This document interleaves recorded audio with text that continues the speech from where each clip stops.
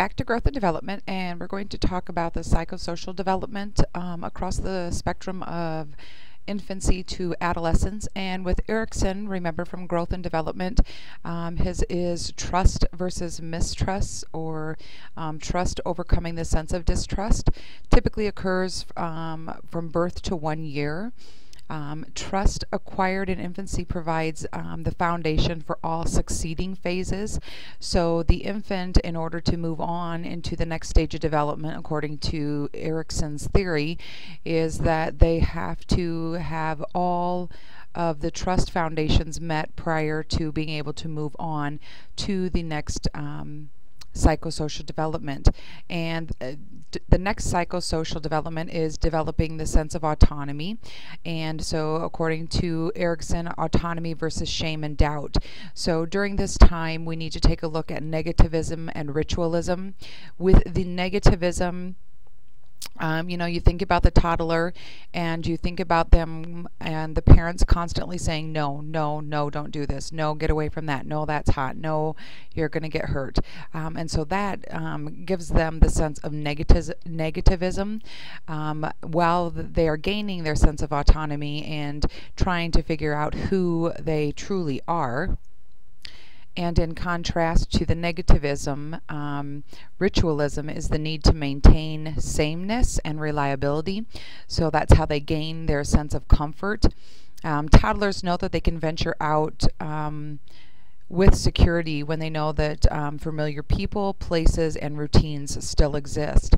Erikson focuses on the development of the ego. And when you are considering the ego, that is the thought of as reason or common sense. There's a struggle as the child begins to deal with the impulses of the id. They attempt to tolerate frustration.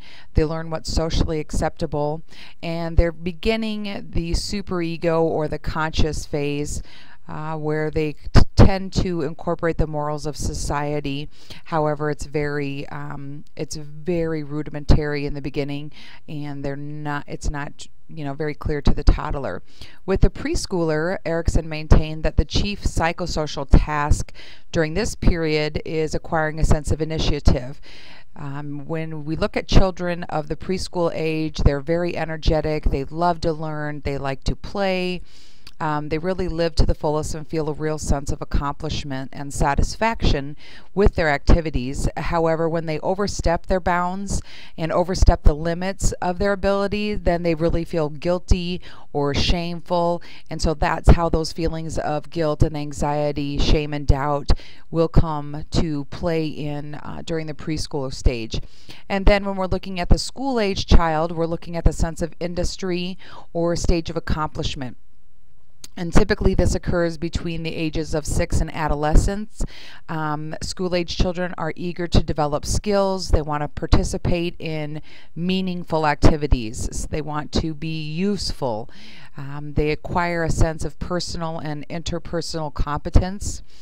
They really focus a lot on peer relationships as far as same-sex peers. The peer approval is a real motivating power for them. The danger side of things is that the period of development, if it doesn't occur, then the child might result in a sense of inferiority, where they feel less capable than their friends or peers. And children with physical and mental limitations are really, or they might be at real risk or disadvantage when children are attempting to gain independence. When you look at this slide, it again reiterates what I have said earlier, along with children of the school age group tending to have a growing sense of independence. They'd like to acquire the sense of personal and interpersonal competence. So they're very eager to be with their peers. The inferiority aspect of it can derive from themselves, where they put themselves down, or it might be the social environment that they're in. But typically all children feel some degree of inferiority when they're not able to master skills. So we want to make sure that we offer encouragement, positive reinforcement to get these children to accomplish this stage of Erikson's theory. And then for our adolescents, during the adolescent time, this is where they gain their sense of identity. The developmental crisis of adolescence leads to the formation of a sense of identity. So they come to see themselves as distinct individuals, that they are very unique, they're separate from everyone else. It begins with the onset of puberty and typically extends until they have reached physical and emotional stability, which is oftentimes near graduation from high school. Pressure to belong to groups is very important to the adolescent, and belonging to a crowd helps them establish the differences between themselves, each other, and then also the differences between themselves and their parents. The quest for personal identity is part of the ongoing identification process. It's really hard for adolescents to slip into the roles that are expected of them by other people. So expected of them by their parents or expected of them by their friends. So oftentimes we see premature decisions made, and you kind of think about it, the kid running with the wrong crowd. So young persons can kind of form a negative identity when society or their culture provides them with a self-image that is contrary to the values of the community. The adolescent has a very strong emotional ability, so they can be up and down, down and up. All of this information is threaded throughout pages 1109 and 1110 in your maternal health book. Now we need to move back to the cognitive stage of development. And as you can see on this slide, we're looking at our infants, and during the sensomotor phase, infants progress from reflex behaviors to simple repetitive acts. They try to imitate their own activities. Typically, there's 3 crucial events that take place during Piaget's sensomotor phase, and the first involves separation. And so that's where the infant learns to separate themselves from other objects in the environment, and they realize that others besides them control the environment. Sometimes they have to make readjustments if they're not getting their needs met. They also obtain object permanence, or the realization that objects that leave their visual field still do exist. So it's like when you take the rattle and put it behind your back, they still know it is there. Imitation requires the differentiation of selected acts from several events, and typically by the second half of the first year, infants can imitate sounds, they can do simple gestures. When you think about play becomes evident because they take pleasure in it.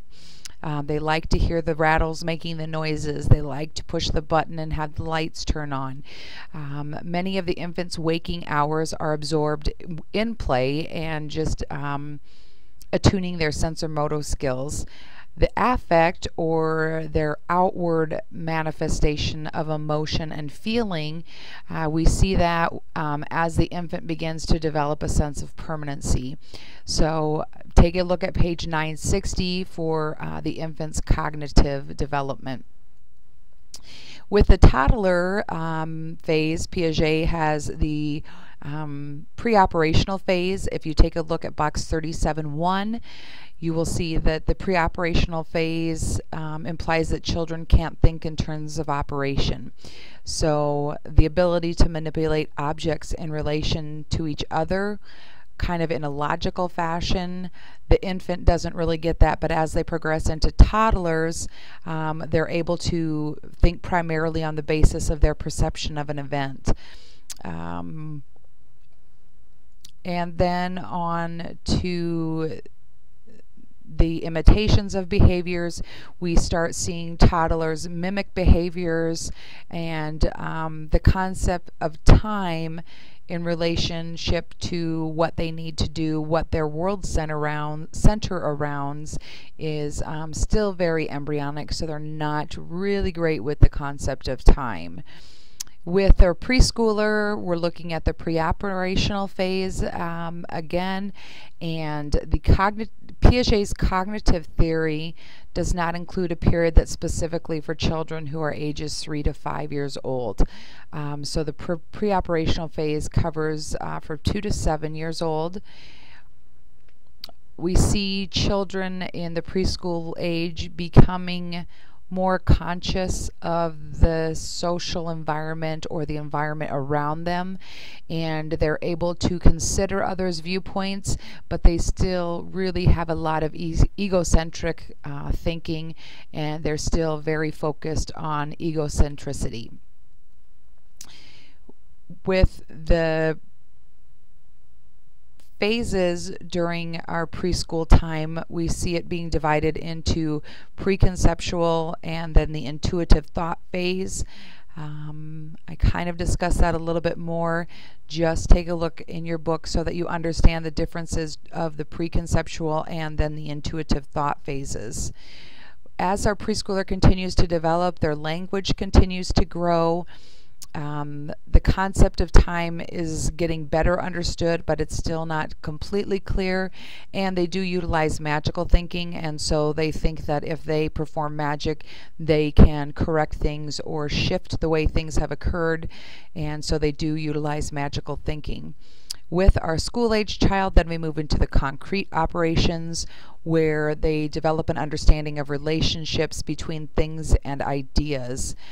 So they use thought processes to experience events and actions. Children develop an understanding of conversation. They're able to make better judgments, and they kind of have that understanding and reasoning. So if you tell them that if they ride their bike down the hill too fast, they might fall, they get that idea, and then hopefully will tend to slow down as to not break any legs or any arms or other such things. During the adolescence, we see Piaget with formal operations, and during this time, the adolescent becomes more conscious about other people's thoughts and other people's needs. They can imagine how things might play out. So people in this stage are looking beyond the now. So they're looking at what will happen if I go to college. What will I gain when I go to college? I'll be able to go to work. If I go to work, what do I want to do? When I go to work, I'm going to make money. So how much money is it going to take? So we do see things as far as future ideas, future concerns with our adolescents.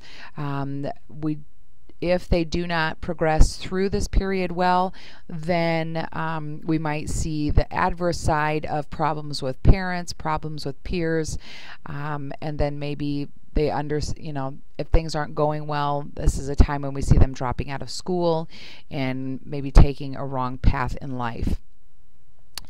As far as development of body image, these pictures are in your book, and when you think about your infants, you need to think that, remember that they are very kinesthetic learners. They love tactile experiences. Their principal idea or principal pleasure areas are their mouth, sucking on their fingers, sucking on their toes. During this time, their physical needs are met by someone else. They feel comfort and satisfaction with their body, but they really don't understand the whole mechanisms of their body. The preschooler, we start to see some comprehension that they want to look good or that they have a desired appearance. They're able to identify racial ethnicities, differences in appearances.